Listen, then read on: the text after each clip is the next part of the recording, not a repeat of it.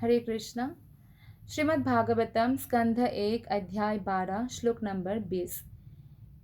एषा दाता शरण्यच्च यथा ह्येषि नरहषिभिः यशो वीतानि तास्वानं दुष्यन्तिरिव यज्जना। अनुवाद और तात्पर्य शिला प्रभुपाद के द्वारा। शिला प्रभुपाद की जय। अनुवाद। यह बालक सुप्रसिद्ध उशिनर नरेश शिबी की भांति उदार दानवीर तथा शरणागतों का रक्षक होगा। यह अपने कुल के नाम तथा यश को उसी तरह फैला देगा जिस तरह महाराज दुष्यंत के पुत्र भरत ने किया था।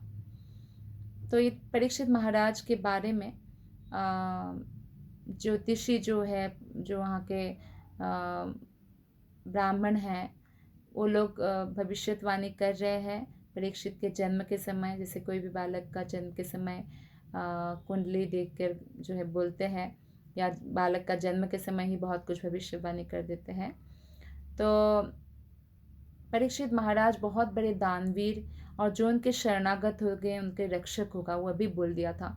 इसलिए जब कली गाय को मार रहे थे, कलियुग, तो कलियुग एक व्यक्ति काला पुरुष जो है वो मार रहे थे गाय को। परीक्षित महाराज ने देखा तो तभी उनको मारने वाले थे, तो कली ने तुरंत उनका शरणागत हो गए, उनका चरण पकड़ लिया और आश्रय की भिक्षा मांगी, तो उन्होंने शरण दे दिया क्योंकि वो शरणागतों के रक्षक हैं। जैसे कि विभीषण जब राम जी के पास आए तो राम जी ने ये विचार नहीं किया कि रावण का भाई है तो हमारा कुछ भेद जानने के लिए आए होंगे, तुरंत शरण दे दिया। तो इस पर थोड़ा उनका जो है बाकी जो कोई मंत्री थे उन्होंने आपत्ति उठाई, तो उन्होंने कहा कि नहीं, रावण भी आएगा भले ही किसी भी भाव से आए, शरणागत को मैं शरण दूंगा। तो ये बहुत अच्छा जो है गुण माना जाता है क्षत्रियों में। तो परीक्षित महाराज अपने कुल का यश फैलाएंगे, इस बात का भी भविष्यवाणी हो चुकी थी।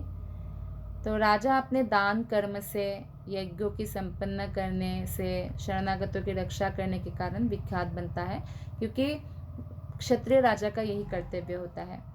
क्षत्रिय राजा शरणागतों को सुरक्षा प्रदान करके गर्वित होता है, क्योंकि वो उनका कर्तव्य है और कर्तव्य पालन करके उनको गर्व महसूस होता है। राजा की यह मनोवृत्ति ईश्वर भाव अर्थात अच्छे कार्य के लिए सुरक्षा प्रदान करने की वास्तविक शक्ति कहलाती है। तो भगवत गीता में भगवान जीवों को ये उपदेश भी देते हैं कि सर्वधर्मान परित्यज्य मामेकं शरणं व्रज, कि मेरे शरण में आओ, मैं तुम्हें सुरक्षा का वचन देता हूँ। तो भगवान जो है सर्वशक्तिमान है और वचनों के पक्के हैं, तो इसलिए भक्तों को सुरक्षा देने में वो कभी चूकते नहीं हैं। और राजा जो है वो भी, क्योंकि वो समस्त प्रजाओं को सुरक्षा प्रदान करते हैं, तो इसलिए भगवान के प्रतिनिधि माने जाते हैं। तो इसलिए राजा अपने प्राण की बाजी लगाकर भी अपने शरणागत को रक्षा करते हैं, जो धार्मिक राजा है। उशिनर नरेश मतलब राजा। महाराज शिबी ययाति के बहुत घनिष्ठ मित्र थे। तो ययाति वो थे जो शुक्राचार्य की बेटी से विवाह किया था, देवयानी से, जो महाराज शिबी समेत स्वर्ग पहुंचने में समर्थ हुए थे। तो महाराज शिबी को ज्ञात था कि मृत्यु के बाद उन्हें स्वर्गलोक में जाना है, और इस स्वर्गलोक का विवरण जो है महाभारत में आदि पर्व में 16.6-9 में दिया गया है। तो महाराज शिबी जो है इतने बड़े दानी थे कि वे स्वर्गलोक में प्राप्त अपने स्थान जो था वो अपने दोस्त ययाति को देना चाहते थे, लेकिन ययाति ने स्वीकार नहीं किया। मतलब इतने बड़े दानवीर थे। तो ययाति जो है अस्तक तथा अन्य महर्षियों के साथ स्वर्गलोक गए। तो ऋषियों के पूछे जाने पर ययाति ने स्वर्ग जाते समय उनसे ये बोला कि शिबी इतने बड़े पुण्यवान हैं, उनके पुण्य कर्मों के बारे में बहुत वर्णन किया। तो वे यमराज की सभा के सदस्य बने, जो उनके पूज्य देव थे। जैसा कि भगवत गीता में पुष्ट होता है कि देवताओं का उपासक देवलोक में जाता है, यान्ति देवव्रता देवान। तो इसलिए महाराज शिबी उस लोक में परम वैष्णव अधिकारी यमराज के पार्षद बन गए थे। यमराज कोई भक्तों के लिए डरने वाली बात नहीं है, क्योंकि भक्तों को पता है कि यमराज जो है 12 महाजनों में से एक है, भगवान कृष्ण के शुद्धतम भक्त है, शुद्धतम भक्तों में से है। तो इसलिए ऐसे वैष्णव अधिकारी यमराज के महाराज शिवी जो बहुत पुण्यवान थे वो पार्षद बन गए थे। तो भले ही वो यमराज के साथ रहे, लेकिन जब शिवी जैसे व्यक्ति रहते हैं तो उनको वहाँ दुख नहीं मिलता, वो तो पापियों को दंड देने के लिए है। जैसे जेल में राजा ने जेल बनाया पर जेलर भी रहते हैं, तो जेलर को कोई कष्ट नहीं है वहाँ पे, या जेलर की जो हेल्प करने वाले पुलिस कर्मचारी है उनको कोई पनिशमेंट नहीं है वहाँ पे, पापियों के लिए पनिशमेंट है।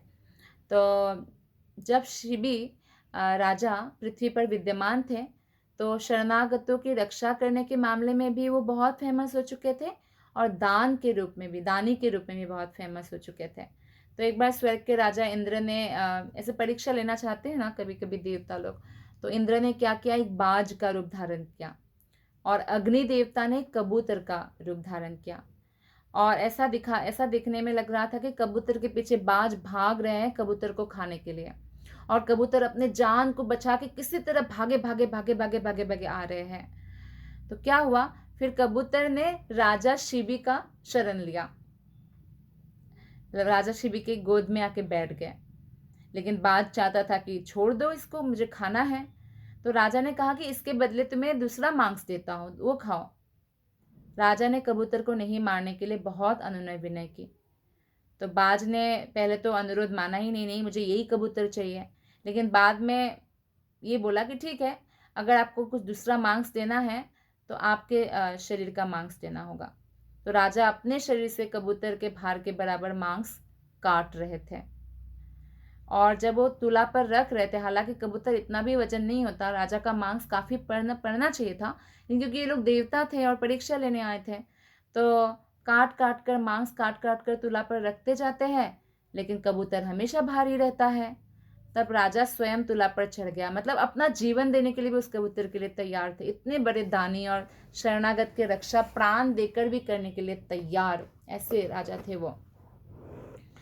तो फिर जो है देवता ऐसे उनके जब भाव को देखा तो प्रसन्न हो गए, और स्वर्ग के राजा तथा इंद्रदेव ने और अग्नि देवता ने उनकी राजा को अपनी पहचान बताई और राजा को आशीर्वाद दिया। देवर्षि नारद मुनि ने भी महाराज शिवी के दान और शरणागत की रक्षा के लिए किए गए कार्यों के लिए उनकी महिमा गान किया। उन्होंने अपने राज्य के मनुष्य की तुष्टि के लिए अपने पुत्र की बलि दे दी। इस प्रकार बालक परीक्षित दान और संरक्षण के बारे में दूसरा शिबी बनेगा, मतलब शिबी से उत्तम कौन होंगे कहने का मतलब, तो परीक्षित महाराज उसमें उत्तम बनेंगे, ये बताया गया है। तो यहाँ पे बताया कि दुष्यंत के पुत्र शकुंतला और दुष्यंत के पुत्र, आपको पता है कि विश्वामित्र जब 7000 वर्ष तक तपस्या कर रहे थे, इंद्र ने मेनका को भेज दिया था। तो मेनका से फिर विश्वामित्र का एक पुत्री हुई शकुंतला, फिर वो पुत्री वो वशिष्ठ मुनि के पास छोड़कर जाते हैं, क्योंकि मेनका तो स्वर्ग की अप्सरा है, तो स्वर्ग चली गई थी। तो उसके बाद शकुंतला का विवाह होता है, गंधर्व विवाह होता है दुष्यंत से, और फिर दुष्यंत और शकुंतला से पुत्र होता है भरत। तो इतिहास में बहुत सारे भरत हुए, जिसमें राम के भाई का नाम भी भरत है, राजा ऋषभ के पुत्र का नाम भी भरत है, और महाराज दुष्यंत के पुत्र भरत भी अत्यंत प्रसिद्ध है। तो ऐतिहासिक दृष्टि से ये सारे के सारे भरत विश्वविख्यात है, और ये पृथ्वी लोक जो है ऋषभ के जो पुत्र राजा भरत के कारण भारत या भारतवर्ष के नाम से विख्यात है। लेकिन कुछ लोग ये भी कहते हैं कि ये देश जो है दुष्यंत के पुत्र के शासन के कारण भारत के नाम से प्रसिद्ध है, कुछ लोग ऐसे भी कहते हैं। लेकिन जहाँ तक आचार्य लोगों का कहना है, प्रभुपाद कहते हैं कि इस देश भारतवर्ष का नाम राजा ऋषभ के पुत्र भरत के शासन के कारण पड़ा। एक्चुअली उससे पहले ये जो पृथ्वी लोक है इसका नाम इलावर्त वर्ष था। एक्चुअली भारत सबसे नंबर 1 में था, भारतवर्ष जो है मेन, और भारतवर्ष के राजा ही पूरे पृथ्वी पर राज्य करते, सम्राट थे, तो पूरा भूभाग इलावर्त वर्ष कहलाता था। लेकिन ऋषभ पुत्र भरत के राज्य करने के बाद ये भारतवर्ष के नाम से प्रसिद्ध हुआ। लेकिन इन सब के बावजूद भी महाराज दुष्यंत का पुत्र भरत कम महत्वपूर्ण नहीं था, भले ही उनके नाम पे भारत पड़ा हो ना पड़ा हो, लेकिन वो बहुत महत्वपूर्ण था। वो सुप्रसिद्ध सुंदरी शकुंतला का पुत्र था। शकुंतला सुंदरी थी क्योंकि वो एक अप्सरा मेनका की पुत्री थी। महाराज दुष्यंत वन में इतनी सुंदरी शकुंतला को देखकर ही प्रेम पाश में बन गए। तो भरत का गर्भाधान हुआ। उसके बाद दुर्वासा मुनि के शाप भी मिला। एक्चुअली दुर्वासा मुनि आए थे और शकुंतला दुष्यंत के बारे में सोचकर दुष्यंत उनको एक निशानी अंगूठी देकर गए थे कि ये शादी की, मतलब बच्चे भी उनके गर्भ में था, तो एक प्रकार से निशानी देके गए थे शकुंतला को। तो शकुंतला अपने पति के बारे में सोच रही थी, तो दुर्वासा मुनि को उन्होंने कुछ भी ना अभिवादन किया, ना कोई सम्मान दिखाया। तो दुर्वासा मुनि ने श्राप दिया तो कि जिसका स्मरण में खोई हुई हो उन्हीं को भूल जाओ। तो शकुंतला नहीं, वो तुमको भूल जाएंगे, शकुंतला नहीं भूलेगी, लेकिन दुष्यंत, राजा दुष्यंत तुमको भूल जाएंगे। तो फिर दुष्यंत राजा अपने पत्नी को भूल गए और बालक भरत का पालन पोषण उस वन में ही उनकी माता के द्वारा हुआ। वो अपने बाल्यकाल में ही इतना बलशाली था भरत, कि वो जंगल के सिंह और हाथियों को ललकारता, सिंह का मुंह खोल के दांत गिनता और उनके साथ ऐसे ही लड़ता जैसे छोटे छोटे बच्चे कुत्ते या बिल्लियों से खेलते हैं ना, ऐसे खेलते, हाथियों से, सिंह से, ऐसे लड़ के।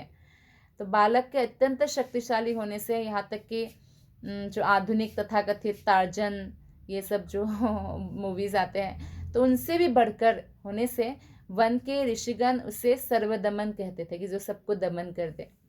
तो महाराज भरत का पूरा विवरण महाभारत के आदि पर्व में दिया गया है। तो कभी कभी पांडवों या कौरवों को भारत कहकर संबोधित किया जाता है, क्योंकि वे राजा दुष्यंत के पुत्र महाराज भरत के कुल में उत्पन्न हुए थे। तो यही इस श्लोक का तात्पर्य है। Thank you. हरे कृष्ण।